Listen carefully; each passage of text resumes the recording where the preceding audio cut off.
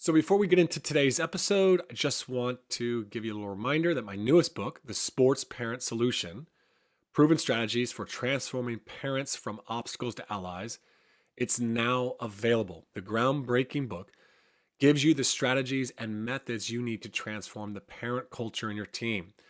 It's going to allow you to better support each athlete's growth, improve your team's performance, and create an extraordinary experience for all involved. It's also going to help you take your program to a whole new level. It's a great accompaniment to my book, The Culture System. In fact, it actually follows the very same framework. You can get the book at Amazon and Audible. Now, let's jump into today's episode. Okay, so for those listeners who stay up to date with the podcast, I think this episode is going to be really timely, dropping on New Year's Eve. You'll see why in a bit. Either way, today's episode is the final episode in a 5-part series on leadership Mindtraps based on the work of Jennifer Garvey Berger. The 5th and final Mindtrap is that of ego. As she says in her book, Unlocking Leadership Mindtraps, shackled to who you are now, you can't reach for who you'll be next. I think we all know of people or leaders that we might say have a big ego. They think really highly of themselves, and it's obvious how that gets in the way for them. Except a lot of leaders probably think they don't have an ego, or at least in that sense. In fact, they might struggle with confidence and self-belief. So they think, this ego might not apply to me. Except the ego, as it's used by Berger and it's used by psychologists, it's actually just an individual sense of self or their perception of their identity. Now, when we hear that definition, we probably think, well, that's great. It's important to have a strong sense of self, to know who we are. Well, it's great until it isn't. As we'll discuss today, the problem when it comes to the brain with the ego is that the brain doesn't differentiate between our physical self and our sense of self. And so when we perceive a threat to our sense of self, our identity, it is very triggering in the very same way that we might have a threat to our physical self. When it's triggered, well, this is how we fall into the mind trap of ego.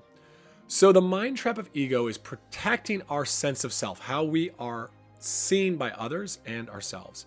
As Berger says, it turns out that the strongest trap is created by the person we are wanting to seem to be to ourselves and to others. The strongest trap is created by the person we are wanting to seem to be to ourselves and to others.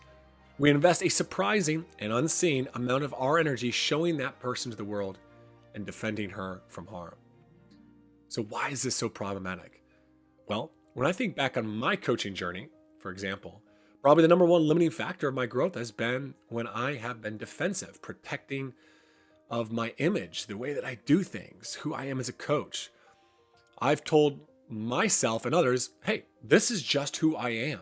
Now, in today's episode, Nate and I are going to unpack all the very different ways that our ego creates problems for us. And we're going to then talk about solutions, how to escape this mind trap. Welcome to the Coaching Culture Podcast, the podcast to help you grow as a leader and build a better culture. I'm JP Nerbun, and I'm joined by my friend and co-host today, Nate Sanderson. In addition to this podcast, I'm a leadership coach and culture consultant. To learn more about how my work at TOC can support you and your organization, visit tocculture.com. This episode is brought to you by the TOC newsletter. Every Thursday, you'll receive a short email with food for thought from Nate or my Leadership 311, which includes 3 thoughts, 1 tip, and 1 question on a specific leadership or culture topic. If you sign up for the newsletter, you'll also receive the notes to each episode of the podcast, as well as our top 10 podcast episodes and my top 10 articles. Subscribe using the link in the description of this episode, or simply go to tocculture.com and click on newsletter. Well, JP, we've made it to the 5th mind trap here from the book Unlocking Leadership Mind Traps by Jennifer Garvey Berger here. And I'm going to be honest with you, this one for me has taken the most time to really wrap my brain around. And that is when the ego gets in the way. Now, we've had a number of conversations over the last couple of weeks about where we see this as an obstacle, our ego as an obstacle in coaching. And quite honestly, the best analogy that I kind of stumbled upon here when I've been thinking about this is the way that coaches, parents for that matter, adults, teachers, react to our teenagers' use of social media has helped me better understand when ego gets in my way. Let me explain what I mean. When I think about the amount of time that our players are spending on their phones, curating some sort of a likable image for their peers and shoot for people that they don't even know on the internet, on social media, to like what they are presenting of themselves, I get pretty critical about, is that really a great use of our time? And why are we getting so defensive when people that we don't know are responding to some image that may or may not actually be a representation of who we are? And yet, this seems to drive the mood and motivation of our players sometimes when they get caught up in trying to get enough likes from people to validate who they are. Well, when we think about what are they looking for here, they're looking for an affirmation of their ego. Their ego is sort of that sense of self that they're trying to present to the world. They're putting it out there on social media and they're looking for acceptance and validation and affirmation. That feels good. And the flip side of that is true. When they don't find a lot of likes or somebody makes a comment on their post that's a little bit snarky, their instant reaction is to become defensive, to become angry, right? To lash out. And we've seen this happen on social media time and time again, adults and children alike. Well, when I think about this as an analogy for how the ego looks to interact with the world, I don't think that it's that much of a stretch to say that as coaches, like it or not, whether we admit it or not, oftentimes we're doing the same thing. Maybe not with social media, but how many times have we gone back through the newspaper articles to see how the reporters are talking about our team? I'll be honest with you, JP. On Saturday, we played our season opener. It was streamed on the radio online. On my way home from the arena, I went back to listen to the broadcast just to see what the broadcasters were saying about our team, because in the darkness of night, as I'm driving home in the snowfall, there is part of me that feels like my image is represented in how our team performs on the floor. It's a reflection of who I want to be or how I want to be seen. Now, that's not necessarily in and of itself a negative thing, except when it triggers those same defense mechanisms that we see teenagers respond to on social media. Those same instincts start to rile up inside of me when somebody makes a comment about our team in passing, or when the broadcasters say, gosh, it doesn't look like they're playing hard. Those are fighting words, JP. And when I get to that place where I become defensive, where I'm trying to protect this image that I want others to have of my team and by extension, me as a coach, this can get us into trouble sometimes. You know, when I think about ego, there's obviously a good side of ego, right? It's good to know who we are as a coach, as a human being, to have a good sense of ourself. But as Brad Stolberg says in his book, The Master of Change, and we're hoping to have Brad on in the new year to talk about some of his work. But as he says in his new book, The Master of Change, he says that ego works great until it gets in the way. And I really resonate with that line because when I think about my time as a coach, as a young coach, I had a bit of this ego, this confidence that I could be successful as a coach. I had played basketball all my life, gone to basketball camps, I studied the game, I went and played Division 1, and I won an NIT championship in Madison Square Garden. So when I go over to Ireland, I feel like, man, I've got all this experience as an athlete. I can surely, be a good coach. And so I step on the court and I'm passionate, I'm driven, I'm hardworking, and I'm confident. And I'm able to exude that confidence that gives my players confidence. And I was effective. And all of a sudden, 6 months into coaching, I've got 5 different jobs and multiple teams that want me to coach at all these levels. And I'm only 21, 20 at the 20 or 21 at the time. Now, the problem with my ego though was very quickly I relied on that success as a player, right? And I carried that into my coaching, and then everything became about reaffirming that view of myself as the successful basketball coach, right? I just kind of just transferred that identity right over.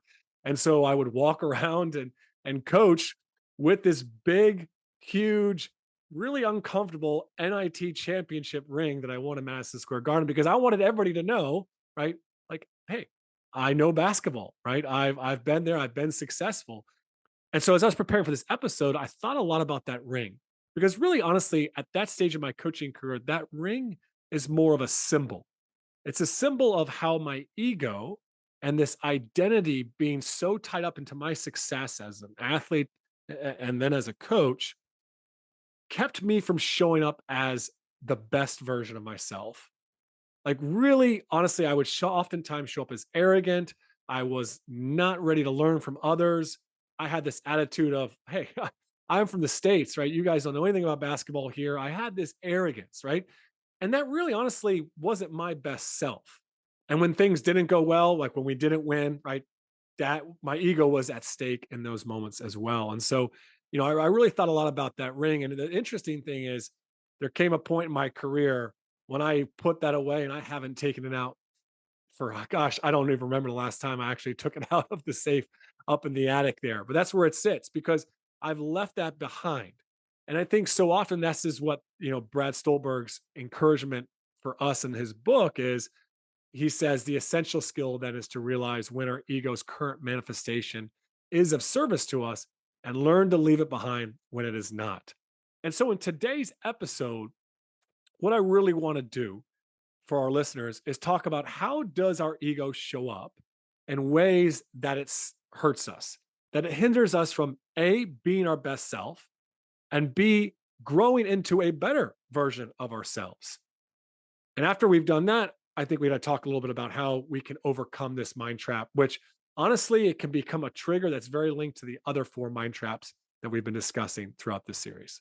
Well, before we get into all the ways that the ego can get in our way in coaching, I think it's important to understand a little bit of context about why this happens. And this is one thing that I really appreciate about Berger's work here is that not only does she acknowledge that the world that we are operating in is complicated and it's more complex than it's ever been before, but the conflict that we often experience is because of the way that our brains have evolved over time. And there's really interesting research without getting too deep into the weeds here at the University of Virginia over the years that has basically found that the same fight or flight mechanisms that are triggered when we feel threatened, when our lives feel threatened by the lion in the woods or a snake in the grass, that heightens our anxiety and we increase in our heart rate and we get all nervous and we get ready to defend ourselves. Those same defense mechanisms are triggered when there's something in our sense of self that is threatened by something or someone else.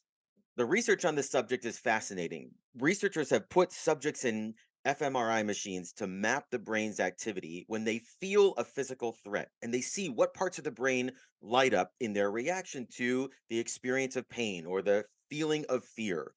Well, then they put other people into the same machine, run the same tests, and rather than threatening them physically, they would simulate a threat to someone that they know or someone that they love. Or they would show them a threat to something in their belief system, their political affiliation, or their religious affiliation. And what was fascinating is, JP, that the exact same parts of the brain reacted to the threat of an idea that we associate with ourselves as we would if we were afraid for our physical safety. In other words, JP, it's not your fault.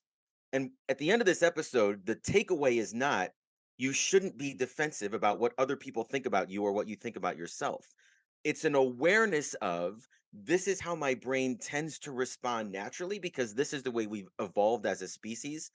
And now, what do I do about that? Yeah, so that research you just shared, when I first heard it, it made a lot of sense to me, and also, gave me a little consolation the fact that this is a human problem. This isn't just a JP problem, and I think that's really important for all of us to recognize. Probably the when we think about the ego and the sense of self, and where this ego becomes a mind trap for pretty much every coach out there. The number one trigger is this sense of self wanting to be seen as successful. Like, nobody wants to be seen as a losing coach or an unsuccessful coach. Like, I don't think any of us would want that, but it can become problematic. It can get in the way at certain points. It can be very motivating. Like, I want to be successful, so I get after it. I work hard. I study film. I go to clinics. Right. I get in the gym. I push my team. Like, there's all these good things that come with the desire, to be successful. Right. To be seen as successful. But when that becomes too much part of our identity as a coach, then it becomes really, really problematic. And so all of a sudden, when we're going into a high pressure game, right, nationally televised, or we go through a losing streak, right, now this starts to alter how we show up as a coach. It starts to alter our emotional state. We go sleepless for nights. We study way too much film. We show up the next day and we're in a really bad mood with our players. All of a sudden, we talk about the process, but we start making different decisions just to win the next game rather than what do we need to do to grow right now. So this is probably the number one problem for us as coaches, and it is probably the number one trigger, at least cited, I think, when it comes to transactional coaching or leadership. Got to get results today, so I'm willing to do whatever it takes to get those results, and I forget about the people that I'm coaching, and I'm all about results. I think one of the things that's challenging about what you're describing there, JP, is that we aren't always aware of the image that we want others to see of us. In other words, when a teenager is putting something on Instagram, they spend sometimes hours like curating and putting the filters on and making sure it's the right angle of their selfie or whatever it is that they're doing. They're very consciously aware of how they want to be perceived in that image. I think for us as coaches, it's very subconscious about how we want others to see us, but we stumble into the triggers or we stumble into the traps without necessarily realizing what got us there in the first place. So let me give you a couple of examples. We opened up our season in this big area showcase here a couple of days ago. We're currently in the preseason, ranked number 6 in our class. We played the number 14 ranked team in a class above us. And going into this game, I felt very differently than I did a year ago going into the same game when we were unranked. A year ago when we were coming into this game, it seemed like a great opportunity to get on the map. It was an opportunity for us to see where we're at. We're going to get to compete against a good team on a big stage. It's going to be an awesome experience and it's going to make us better. I had this really positive framework about being part of this game. Well, fast forward a year later, there's not much different other than when it lists Mount Vernon, there's a number in front of our team name. But my reaction to that, the way that I felt preparing and going into the game, was much different because, in light of what we're talking about here, it felt like I had to protect this image of having a ranked team. Like that number all of a sudden meant I watched more film for this game twice as much as I did the year before. It meant that we had shoot around and an extra practice beforehand. It meant that, I'm looking at taking time out sooner in the game because I don't want it to slip away when the other team goes on a little run, where normally I might let my players play through it and try to figure it out on their own. The feeling of being ranked and being recognized as one of the top teams in the state going into the season is awesome. Like it's a great reflection of where your program is at. There's lots of positives that come from that.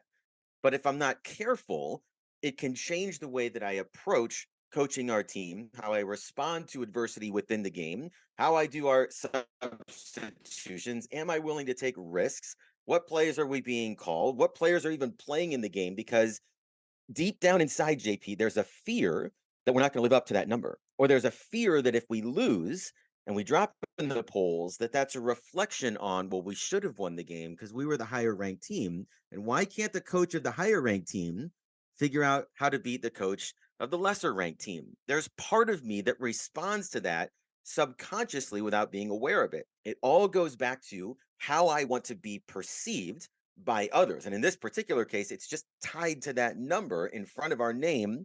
All of a sudden creates a whole different emotional and mental experience for me in preparation than a year before when we weren't trying to protect that image of our team and program. Now, wanting to be successful is not the only trigger for that mind trap of ego. There's other triggers for that mind trap of ego out there. One that I've seen in myself over the years is this one around wanting to be seen as the expert, right? Being competent. I remember teaching how to shoot a jump shot for like the first 3, 4 years of my coaching career, with where it's, your feet are pointed directly at the rim and your body's totally aligned straight towards the rim. And then I did a bunch of study in the off season around, shooting technique and biomechanics. And I changed my opinion on that, right? My opinion actually evolved. Well, I came in to go teach it to my players. I didn't tell them why it changed or how it changed. I just started teaching them differently. And I remember players going, Coach, but you used to teach us, our feet need to be pointed directly at the rim. And I said, no, I never did that. I don't know what you're talking about. Like, I didn't even want to admit that I was wrong. Right. And so there's other experiences in my coaching journey where, players may have made recommendations or coaches may have made recommendations around, hey, we should try this out, or you could try this defense. And so often I have been hesitant because admitting that would be admitting that I wasn't the expert on everything, right? And I was seeing myself as the expert. I remember just especially if I spent a lot of time in the off season. I put a lot of work into studying offenses and defenses and schemes, and it wasn't working out. I would be so stuck to change, even though everybody else was like, well, if we made this change, it could be helpful. Because no, I'm the expert. I'm the one that's put all the work in. I've done all the study. You don't know what you're talking about, right? And this wanting to be seen as the expert and seeing myself as the expert, I had to protect that identity.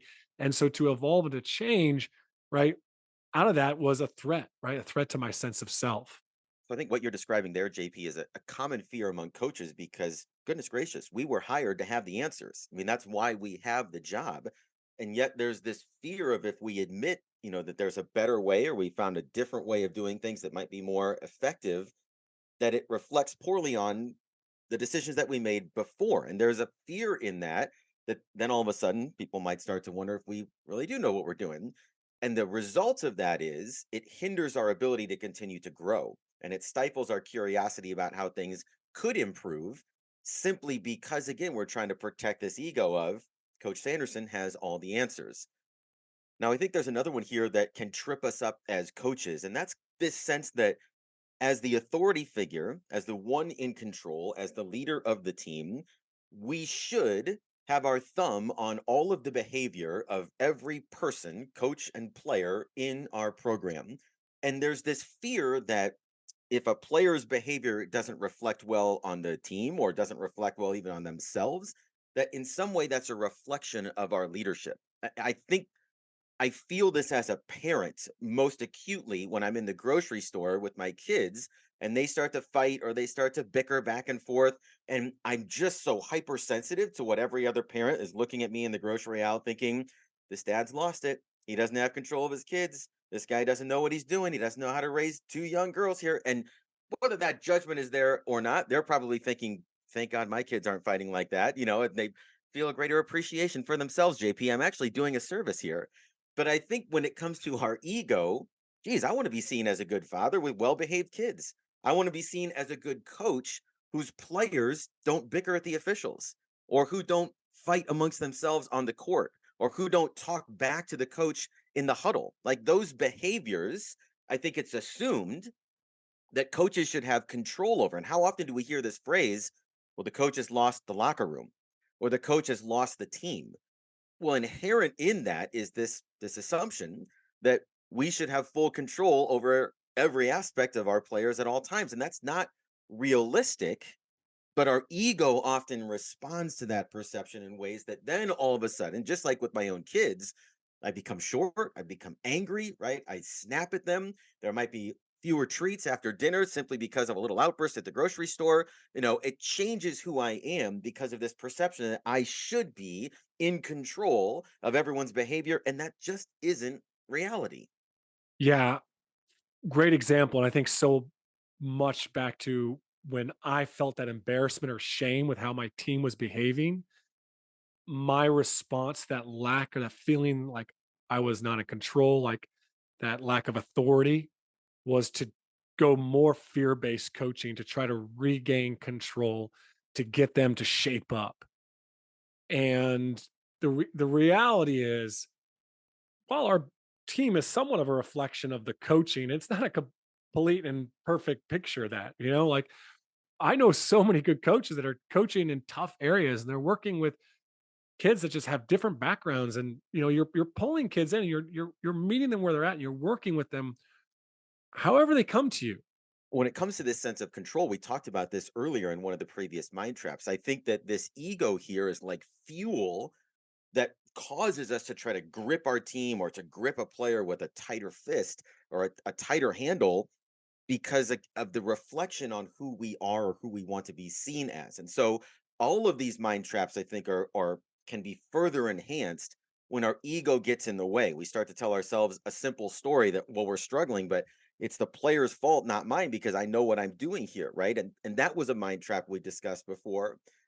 If you think back to our desire to be right, well, that's tied in with how I want other people to see me as well. And so all of these are intertwined, but if we're not aware of the ego's influence, it makes it even easier to fall into some of these other traps almost simultaneously.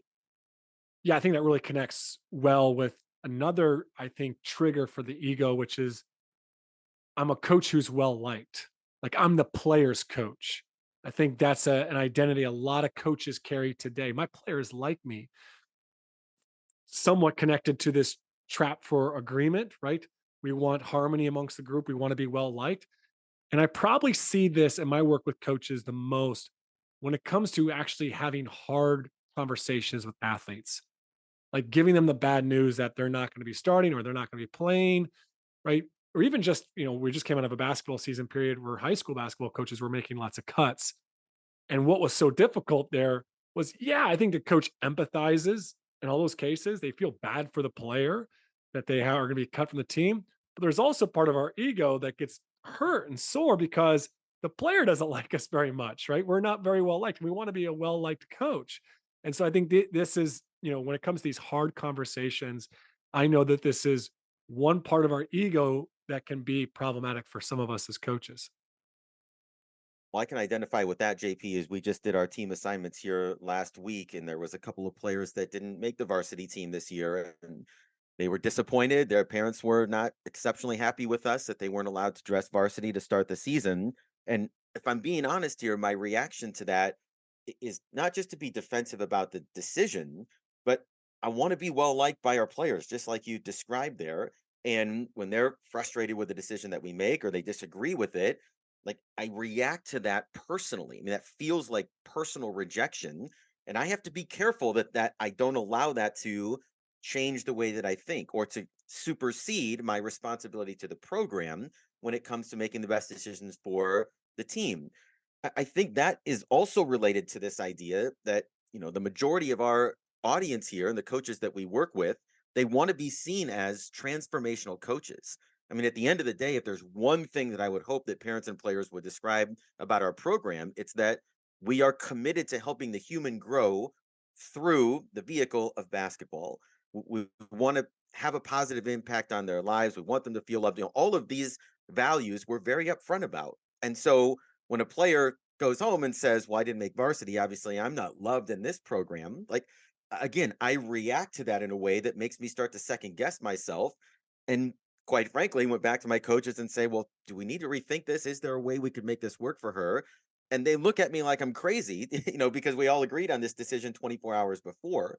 So that reaction, again, is just about my ego and how I want to be perceived. And I just have to have an awareness of that so that it doesn't derail my ability to make good decisions going forward. Yeah, that rejection, right? Of sometimes it's tough love for us as coaches, that transformational coach. Like, I want to be seen as a transformational coach. And I know that sometimes that requires me to discipline my players, to enforce consequences that we've agreed to or that I've established at the start of that season. And certain players, their parents may be really unhappy with that. They might reject it, they might quit the team, they might leave the program. And they may not have a good thing to say about me. They could say that this guy doesn't care about me as a person at all.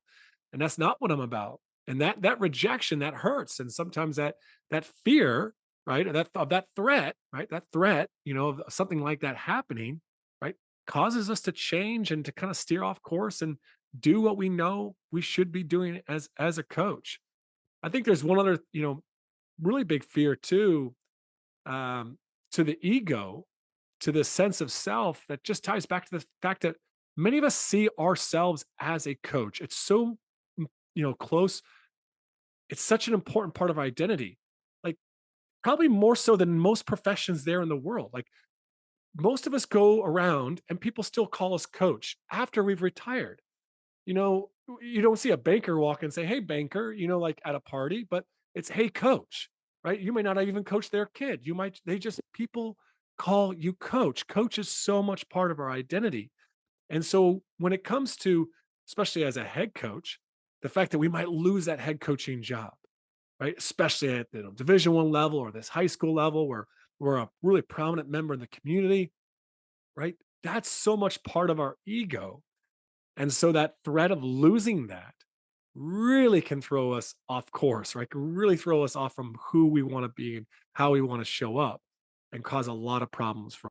So what do we do with all of this? We stumble onto these triggers, our ego, we're becoming defensive, we become anxious, we respond to pressure in ways that aren't beneficial to us or athletes. How do we handle being human, JP, in these moments when our ego is threatened? Well, I would say the first step here is just a simple awareness of when my ego and when my defense mechanisms are being triggered. And I'll give you, again, an example from Saturday's game. I'm telling myself two stories about the game before we go and play. On the one hand, a much more proactive story, positive story, is that this is the perfect game for us to open the season with because we're playing a good team with a couple very good players. They're going to give us a defensive pressure and full court press and all the things that we have to be able to handle throughout the regular season. We're going to be tested in our first game. It's a tremendous learning opportunity and challenge for us. This is the story that I told our team. Behind closed doors, here's what I'm telling our coaches: we better not screw this game up because if we take a loss here, we're going to drop in the polls. That's going to affect our seeding in the postseason tournament 3 months from now, JP. And it's this story that's based on fear, as we talked about before, that's responding to the image that I want to have for our program and for myself. Well, just recognizing that, that's a fear based narrative that I'm telling myself, that I'm repeating to my coaches. Like, I have to be aware of that so that I don't introduce that sort of poisonous story to our team, because that can have a pretty negative impact on how we perform. If we're playing from a place of fear, because I'm coaching from a place of fear, because my ego is being threatened by the fear of a loss, that's not good for anybody. And if I'm not aware of that narrative that's starting to be told in my mind, that could have a real detrimental effect on our team. So I think step one is just recognizing when we've fallen into that trap, and then being able to start asking ourselves some questions to help get us back off of tilt so that we can show up the way that we want to. Yeah, and to help drive that awareness, I'll give you two questions that people can reflect on that I often use in coaching calls and my work. One is just, hey, what's at stake in this for you? Right? What's at stake? And the other one is just, what's the hardest part about that? And I'll often ask that question multiple times, right? Coach is in the middle of a losing streak. Right. Well, what's the hardest part about that? Oh, I'm worried about this or this fear. Okay. Well, what's the hardest part about that?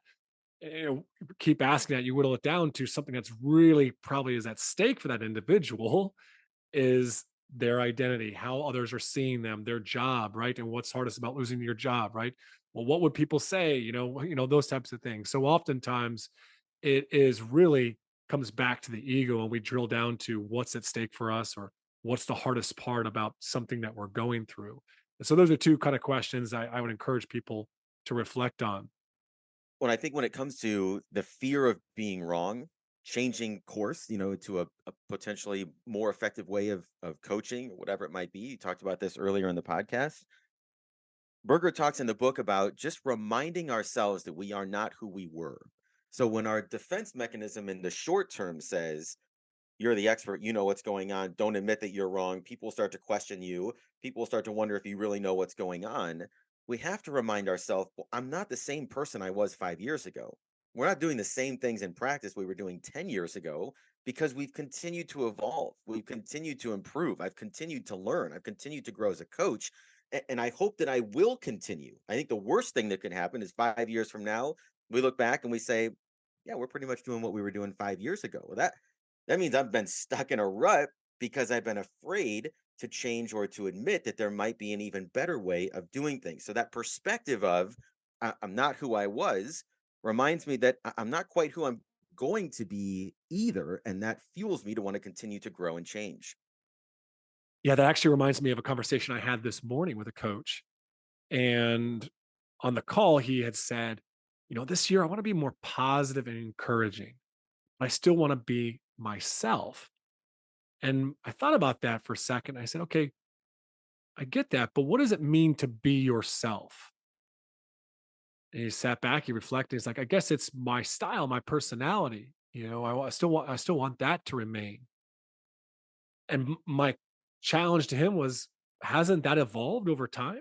Like, doesn't style evolve? Doesn't even our personality? Like, are you still the same person today that you were, like you said there, Nate, 5 years ago? He's like, oh, absolutely not.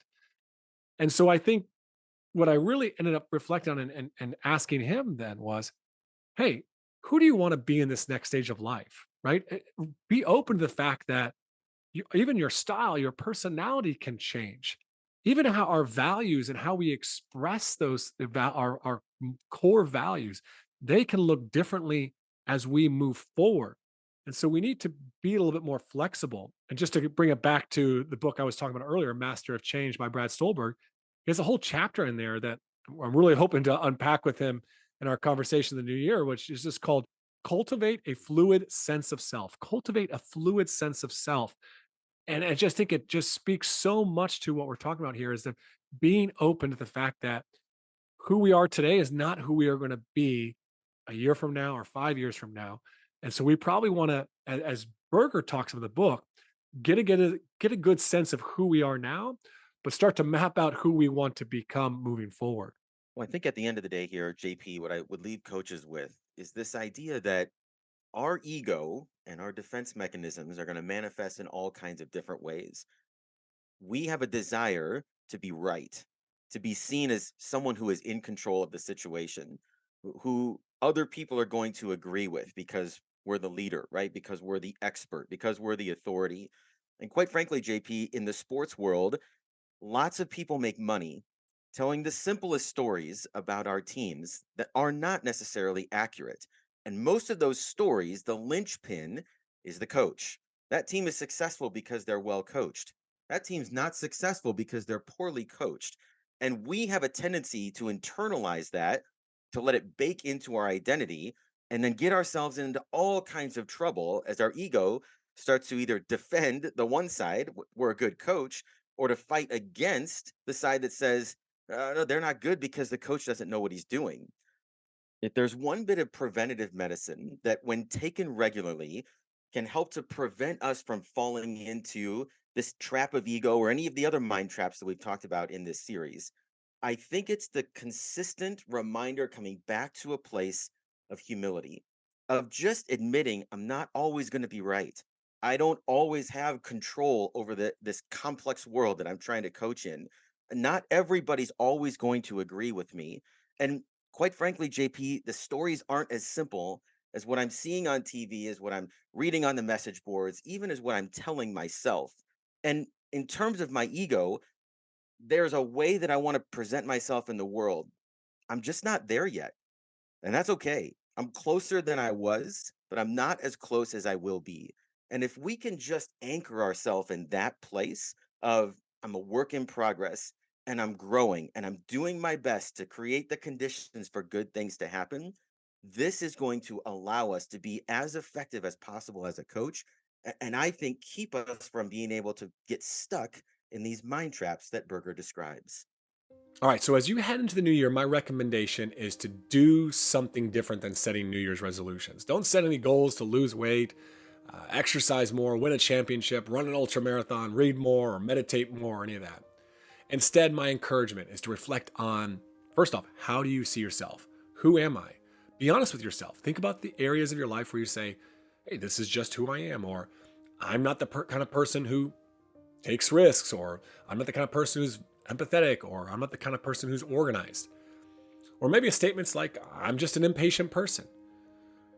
Or for me, I know the identity I'm reflecting on a lot this year is I'm a person who always has to be busy, right? Like that's how I see myself. And so I'm trying to reframe that. I'm no longer allowing me to say that to myself or to others. I'm trying to talk to myself and others as if the change is happening or it has already happened. Up until now, I have been a person who has always had to be doing something, but I'm becoming a person who can just be and who can slow down. And as I think about taking on that new identity, then what comes up is the thoughts and actions that I need to take to become that person. The person who puts their phone away, sits down, and just drinks a cup of warm tea while looking out the window, right? The one who just watches his kids play without having to check my phone or have my AirPods in and listening to a podcast or a book. The one who can just spend an afternoon without having to do chores or knock out things on my to-do list. I can just slow down and be with the people in my life or just be with myself. So, how do you want your identity, your sense of self to evolve in the coming year? Who do you want to become in this next stage of your life? Thanks for joining us on this series. I hope you enjoyed it. If you are interested in personal support in the coming year and your growth and your development as a leader, as a coach, as a person, you can reach out to me via email or on the website at tocculture.com to set up a conversation to see if one-on-one coaching is right for you at this stage. My email will be in the details of this episode. In the meantime, be sure to subscribe to the podcast, leave us a review, and share this episode if you found it valuable.